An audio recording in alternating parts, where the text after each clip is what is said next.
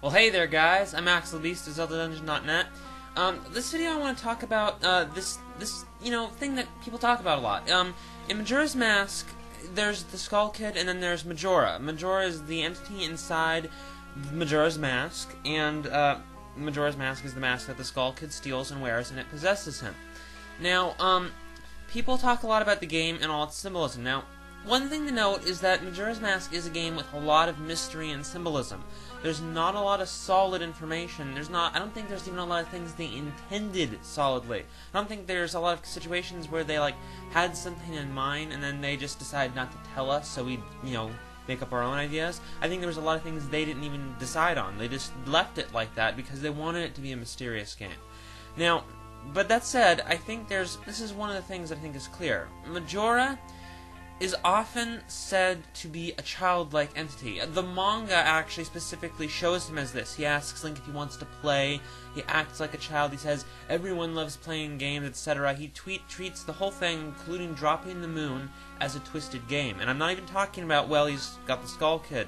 Well, the Skull Kid is wearing the mask. I'm talking about, afterwards, once it's just the mask flowing around and when it turns into the incarnation and wrath forms. It's going nuts and it's trying to play a game.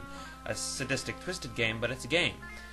Now, the thing is that's often one of the bases for people saying that Majora is childlike, but the thing is that, well, that's what they say in the manga. The in-game's information and dialogue is a direct contradiction of this.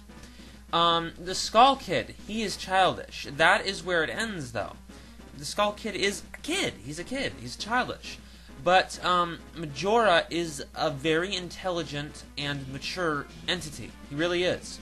Once he possessed the Skull Kid, once the Skull Kid put on the mask, the entity known as Majora was possessing him, but he didn't, just take over and it was just the Skull Kid, Majora, it wasn't just Majora running around that whole time. It was Majora's influence and desire acting through the Skull Kid. Majora was manipulating the Skull Kids mentally to do what he wanted, or she, if you believe Majora is a she. That's worth another video in itself. That's a different debate, though. And the thing is that the Skull Kid was a brat, and he was mischievous. And he went around causing pranks because he was upset that his friends, the giants, left him. And he was upset about, a lot of things, and he was bitter at people, and he was a little prankster. He was a brat.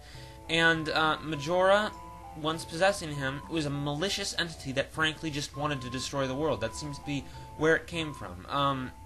Or at least a destructive entity. You might not necessarily think he's evil. I remember there was this, we posted a discussion audio thingy of Majora being more of just pure chaos, not villainy. So, whatever. But the point is an entity of destruction.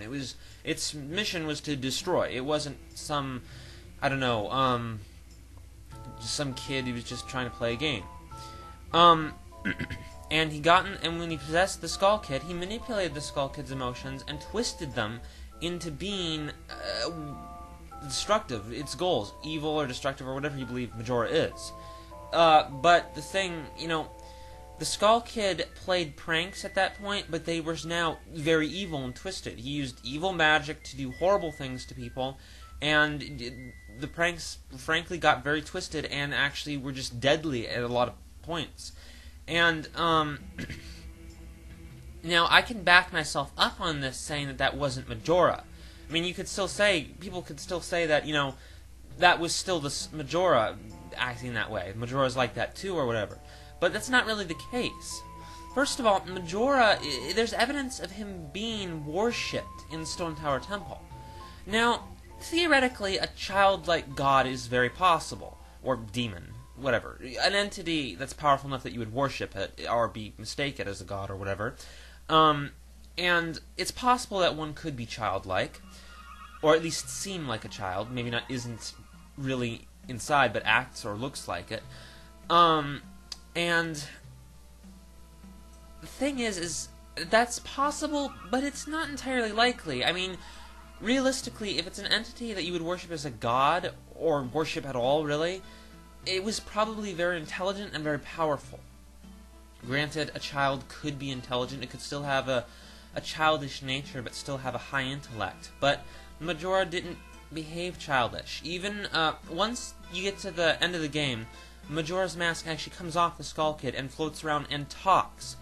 Its only dialogue, and keep in mind I'm paraphrasing, this is not an exact quote, is something along the lines of, "Indeed, he could not handle my power." And then I believe he said something like, "A puppet that is no longer useful is mere garbage. This puppet's role has just ended." It indicates he was using the Skull Kid. Now, that really does back up my theory that the Skull Kid was just a child and his emotions and his own attitude was being manipulated by Majora. And, afterwards he said, "I shall consume everything." I don't know if that's the exact number of consumes, but, you get my point. So he obviously was only interested in destroying or consuming. There's not a lot of difference.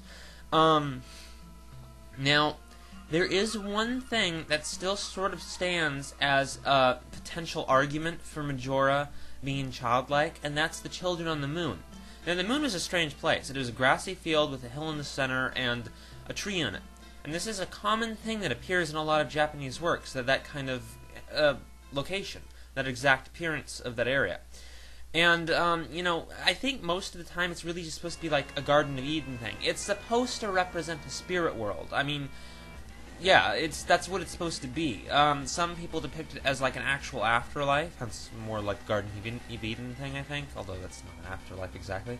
But it's some kind of spiritual or enlightened place. Now, I don't know why the moon was like that, but it was definitely some kind of... It wasn't you were exactly inside a physical moon or on the surface of a physical moon. You were inside some kind of weird mental thing.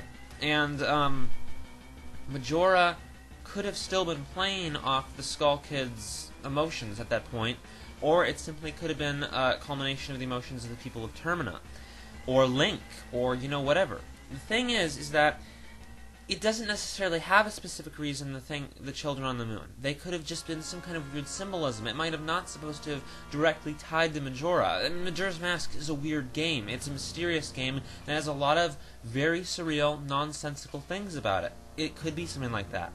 For the sake of argument, though, I'm going to go over the quotes the children say, which are usually one of the arguments for the Skull Kid being childish. The child wearing the Odawa mask will say "Your friends, what kind of people are they?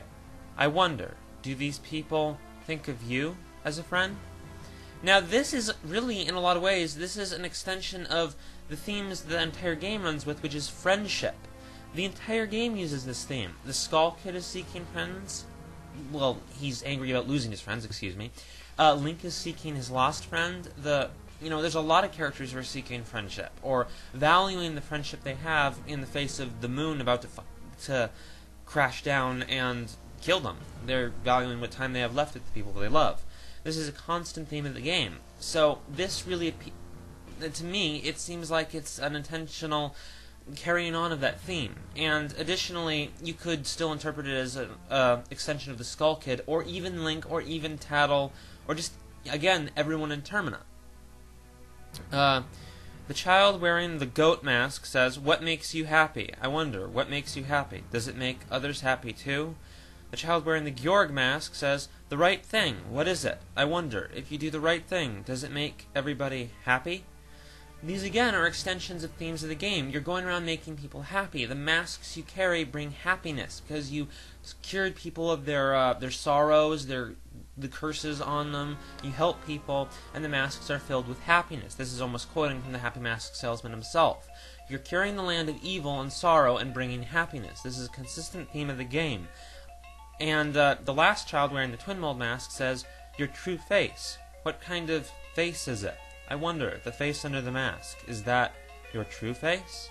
Now, this is also a strong reference to the masks, and perhaps the transformation masks and Link's true identity underneath them, or perhaps even implying that, excuse me, stuff like the Fierce Deity mask, and that there's some kind of, I don't know, it could be a mysterious thing about Link's character, or just, going along with the mask themes and talking about all the people in the game. So, these quotes, they're more symbolic than anything. They don't necessarily imply that it has to be like a childlike character. one other thing that people used to talk about this is Majora, his second form, Majora's Incarnation, actually like prances around, giggles, and acts like a child. That is one case of Majora acting childlike. Now this is a monstrous form of Majora.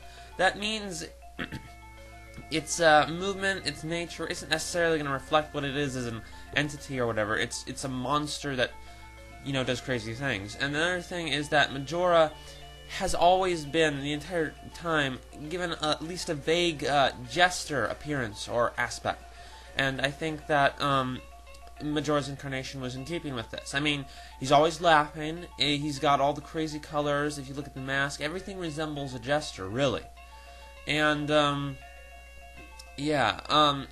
thing is, it's sort of offset by the first form, which is a creepy floating mask with tentacles, which really kind of strengthens the world destroyer, devourer slash devourer feeling.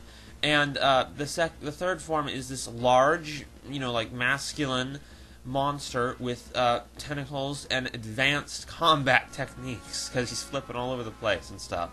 So, you know, neither of those imply child to me. I guess it also strengthens there's a little bit more to back up what I'm saying about Majora manipulating Skull Kid's emotions, because it's implied that if Link didn't have a strong enough will, and it also says that the Skull Kid didn't, the Fierce Deity Mask would have taken him over. And that implies that Majora's Mask would do, because it's implied that the Fierce Deity Mask and Majora's Mask aren't that dissimilar. Yeah, so that's kind of where my discussion ends, I guess. Majora is not a childlike entity. The manga is not canon, and that's the only place that gives any real strong evidence about this. The rest of the time, Majora has shown himself to be a calculating entity that has no childlike interests. He merely wants to destroy and to cause suffering. A child may do those things if allowed to become twisted, but that's not what his ultimate goal or motivation or desire is. And the Skull Kid was manipulated by Majora. Now this is what I think. There of course are people who disagree. The entire basis of this video is combating other people's arguments. So I'd like you guys to post in the comments and tell me what you think. What are your theories about Majora and the Skull Kid, and what do you think of what I've said? Did you have the opposite idea before? Did this change your mind? Do you have a comeback? You know, tell me in the comments, and I'll see you guys later.